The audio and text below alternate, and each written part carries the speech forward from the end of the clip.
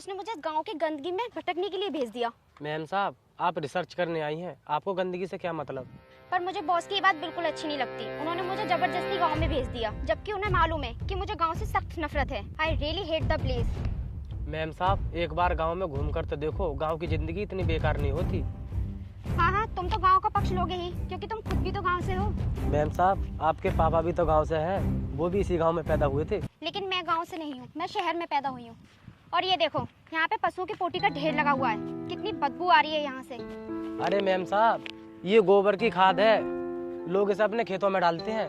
कितनी घटिया सोच होती है गांव वालों की। इतनी गंदी चीज खेतों में डालते हैं, खेतों को गंदा करते हैं, इसलिए इनके खेतों में कुछ नहीं उगता है। मैम साहब, ये गोबर की खाद खेतों के लिए बहुत फायदेमंद होती है, इससे फसल अच्छी होती है।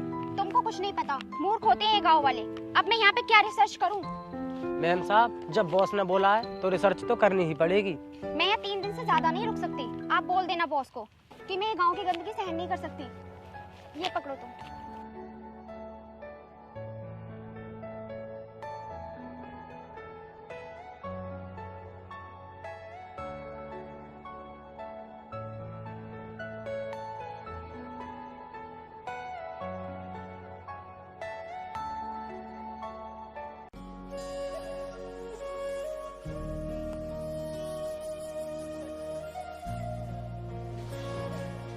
नमस्ते भैया। नमस्ते छोटे।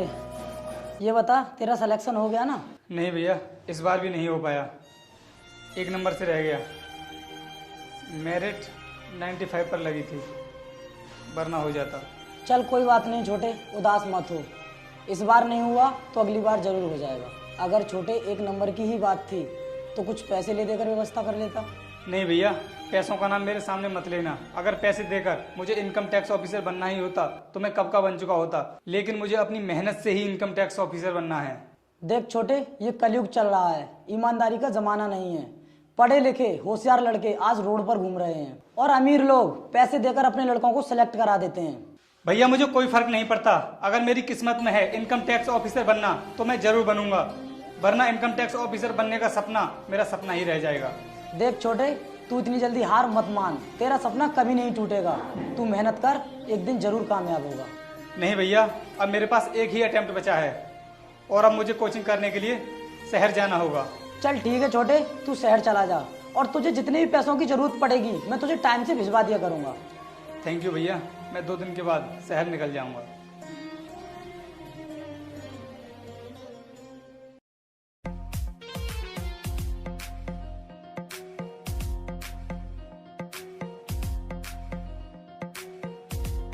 अरे वो देखो, ओल्ड मैन कैसे धूल फांक रहा है। इस वेस्ट मटेरियल को कहाँ लेकर जाएगा ये? अरे मेम साहब, वो वेस्ट मटेरियल नहीं, गेहूं का भूसा है और वो अपने घर ले जाएगा पशुओं को खिलाने के लिए। क्या इतनी गंदी चीज पशुओं को खिलाने के लिए ले जाएगा? चलो इससे चलकर पूछते हैं।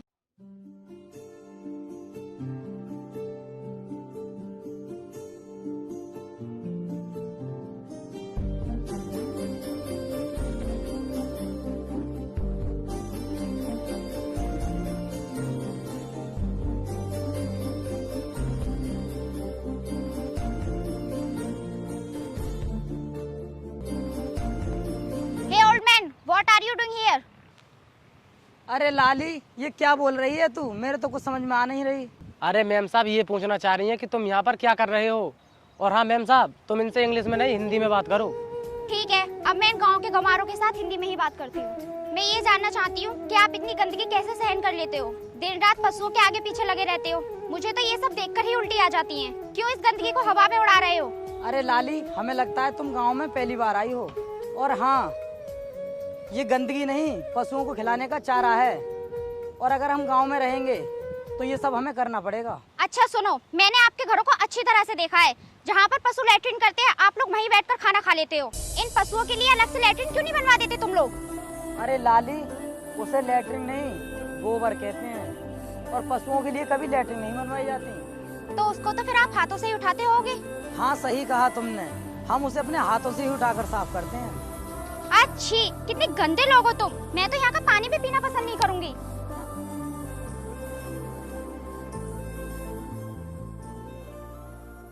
अरे भैया, आप जाकर खाना खा लो, ये भूसा मैं इकट्ठा कर दूंगा। और हाँ, ये लोग कौन है? ये लो, एक और आ गया गांव का नमूना। छोटे, ये शहरी लोग हैं और ये मैडम गांव में घूमने आई हैं। अच्छा, हाँ तो मैडम कैसा लगा आपको हमारा ये गांव? बिल्कुल बेकार है आपका गांव, और आपके गांव के लोग बहुत गरीब हैं। क्यों, आपसे किसी ने आटा मांग लिया क्या मैम साहब? क्या बकवास कर रहे हो तुम? मेरे कहने का मतलब ये है कि तुम्हारे गांव के लोग बहुत गंदे और लीचड़ हैं। मैं तो ऐसे गांव में एक पल भी रुकना पसंद नहीं करूंगी। हाँ तो मत रुको, अभी निकल जाओ। आपको बुलाया किसने है? अब तुम अपनी हद पार कर रहे हो, अपनी औकात में रह के बात करो। मैम साहब चलो निकलते हैं, इन लोगों से पंगा मत लो। अरे तुम डरते होगे इन गांव के गंवारों से, पर मैं नहीं डरने वाली। गांव के गंवारों की यही तो पहचान होती है, 2-4 अक्षर पढ़ लेते हैं तो अपने आप को कलेक्टर समझने लगते हैं। मेरी बात सुनो शहरी टमटम, तुम्हारी डिक्शनरी में इतने शब्द नहीं होंगे जितनी मैं किताबें पढ़ चुका हूँ। छोटे, ऐसे नहीं बोलते हैं। हम भी तो जाने जरा इस गांव के देसी नमूने ने कितनी किताबें पढ़ी हैं। मैडम, पिछले 5 सालों से इनकम टैक्स ऑफिसर बनने की तैयारी कर रहा हूँ। हर बार 1 या 2 नंबर से रह जाता हूँ। ये देखो, ये बनेंगे इनकम टैक्स ऑफिसर। इन्हें ये तो तमीज होती नहीं कि स्कूल कैसे जाया जाता है। सुबह बिस्तर से उठे और गंदा झोला लिया और चल दिए स्कूल। होठों पर लिपस्टिक लगाई, बाल खोल लिए और आधे अधूरे कपड़े पहनकर चल देती हो कॉलेज। यही पता नहीं चलता है कि कॉलेज जा रही हो या अपनी सुंदरता का मुजरा दिखाने जा रही हो। You guys have no right to speak like this about the girls of the city. You are an educated cowherd living in a city. You also have no right to insult the people of the village. अरे ये लड़का मेरी कब से बेइज्जती किए जा रहा है और तुम कुछ नहीं बोल रहे हो। अरे मैम साहब मैंने तो आपको पहले ही मना किया था कि इन लोगों से पंगा मत लो, पर आपने इनको गवार समझकर बहुत बड़ी गलती कर दी। देखो कैसी धड़ाधड़ इंग्लिश बोल रहा है।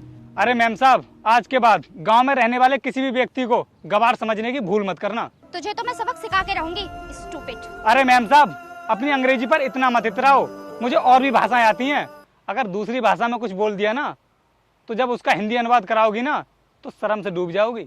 आज तुम्हें जितना भौंकना है भौंक लो। तुम्हारा ऐसा इलाज करवाऊंगी ना कि शहरी लोगों से उलझने से पहले 10 बार सोचोगे। मैडम, किसी से उलझने का टाइम मेरे पास नहीं है, मैं सिर्फ अपनी पढ़ाई पर फोकस करता हूँ। मेरी बात सुन गवार, तू कभी इनकम टैक्स ऑफिसर नहीं बन पाएगा। तू गांव का गवार है, गवार ही रहेगा।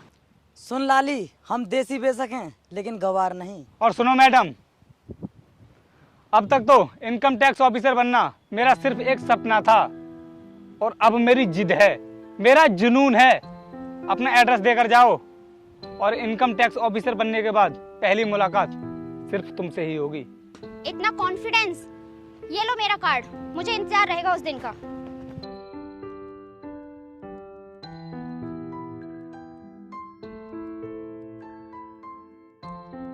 छोटे, इन शहरी लोगों के मुंह नहीं लगना चाहिए। भैया, ये शहरी लोग गांव के लोगों को कुछ नहीं समझते। इनकी नजरों में गांव के लोग कितनी भी बड़ी पोजीशन पर पहुंच जाएं, लेकिन इनके लिए गंवार ही रहते हैं। छोटे, कुछ गलत भी तो नहीं कहा था उस लड़की ने।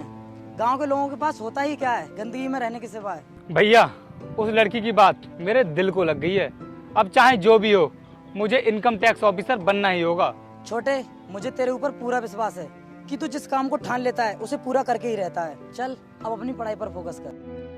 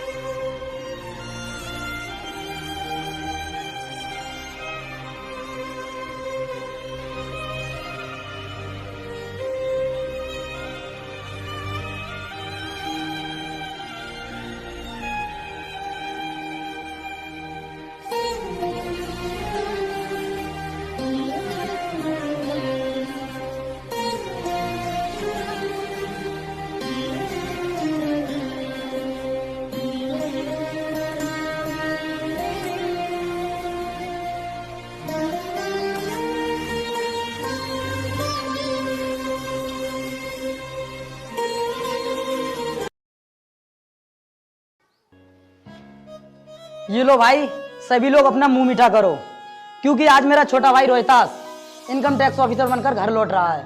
ये लो। अरे ये तो बहुत खुशी की बात है, तुम्हारे भाई ने पूरे गांव का नाम रोशन कर दिया है। हम गांव वालों का सीना गर्व से चौड़ा कर दिया है। ये मिठाई तो हम जरूर खाएंगे। लेकिन आपके भाई कब आ रहे हैं? वो थोड़ी देर में आने ही वाला है। अरे देखो, वो आ भी गया।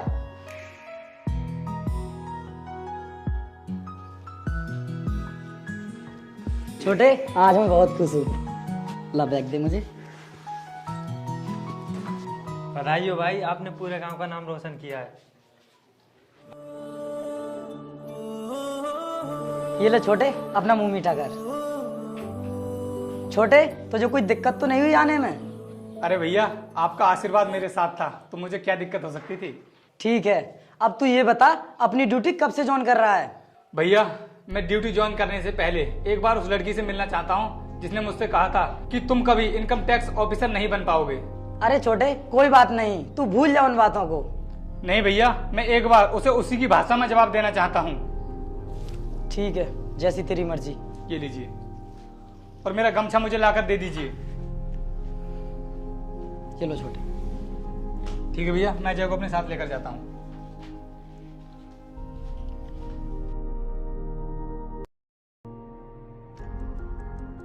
भाई, हमें इतनी देर हो गई यहाँ पे बैठे हुए, पर वो लड़की आई तो नहीं।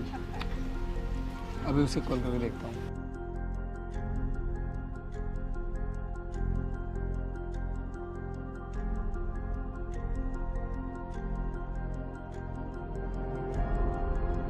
अरे मैडम, क्या हुआ? रास्ते में ट्रैफिक मिल गया क्या? हाँ हाँ ठीक है, हम लोग बहुत देर से पार्क में तुम्हारा ही वेट कर रहे हैं। ठीक है, जल्दी आओ। आ गई, बस रास्ते में है।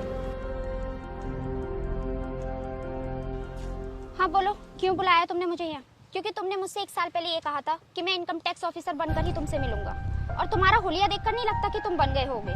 चलो कोई बात नहीं, मैंने तुम्हें माफ किया, अब जाओ यहाँ से। अपनी अकड़ को अपनी जेब में रख और मेरी बात सुन। अब तेरे सामने कोई गवार नहीं, बल्कि एक इनकम टैक्स ऑफिसर खड़ा है। और बेटा, तुम शहरी लड़कियां, हम गांव वालों को समझती ही क्या हो कि हम अपनी जिंदगी में कुछ नहीं कर सकते।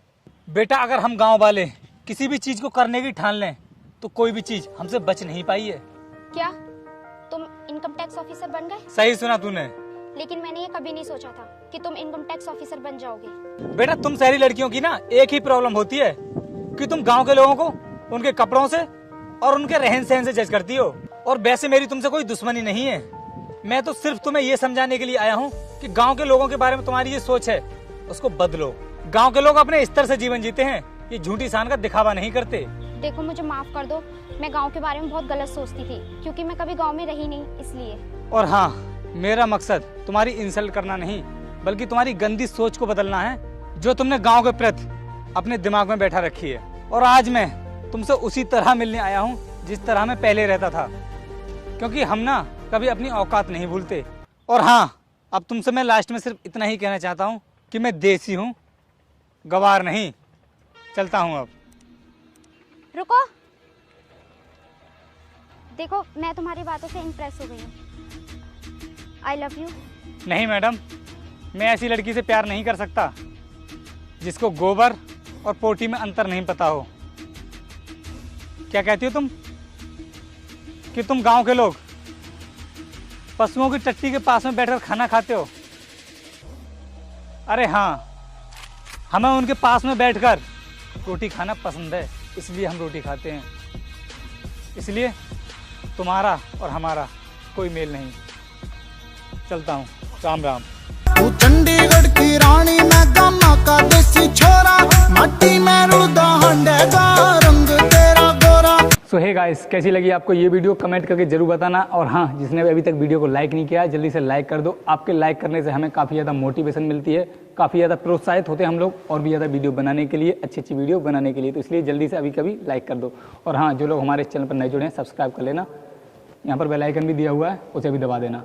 और जिस किसी को भी आप में से मुझसे डायरेक्टली बात करनी है तो आप मुझे इंस्टाग्राम पर फॉलो कर सकते हैं। मेरा यूजर नेम वीडियो को डिस्क्रिप्शन में दिया हुआ है, जल्दी जाओ और फॉलो करो। तो मिलते हैं नेक्स्ट वीडियो में, तब तक के लिए जय हिंद, जय भारत।